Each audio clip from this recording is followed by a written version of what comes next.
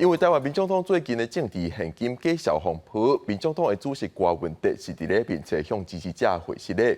今仔日伊出席活动的时阵表示，会请台北市会计师公会来协助来查销，后礼拜时阵就会开记者会来说明。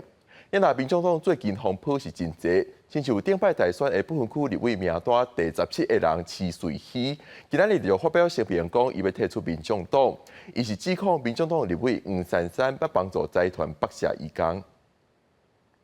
民众党政治现金假消争议继续拖烧，民众党主席郭文德透过面册向支持者回信咧，因为无落实财务监督机制，是相信熟悉50年的党下李文忠爱深刻反省。二是郭文德出席民众党硕博士论文讲座计划发表的时，表示查销已经完成备成，会请台北市会计师公会派员协助查核，由第三方专家机构独立稽查，厘清真相。绝大多数的会计师也不愿意淌这个浑水啊，所以后来我们就决定。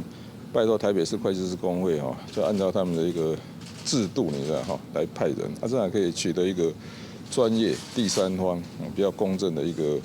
团体来做签证。这是风波一波搁一波，民众党不分区立委提名人，也是现任台湾外籍工作者法定协会理事长池瑞希，二是发声明退出民众党，佮指出民众党立委黄珊珊要代理财团中介法务，帮助财团剥削移工，甚至主导提案立法，严重冲击伊为移工争取权益的立场。他会认为说，如果不是这些中介公司、这些金融公司借钱给移工，那这些移工怎么能够来到台湾工作？像这样子的一个发言，其实是相当的价值偏差的。对此，黄珊珊办公室回应表示尊重池瑞希决定，也毋过伊所讲的组长财团剥削移工甲主导提案影响其他优先法案等指控，并不是事实。黄珊珊过去担任律师时，确实捌接受中介公司委托做诉讼代理人。不过相关案件已经经过法院判决无罪定案。郭文德也强调，但整理检讨告一段落，后礼拜会找时间召开记者会，说明清楚。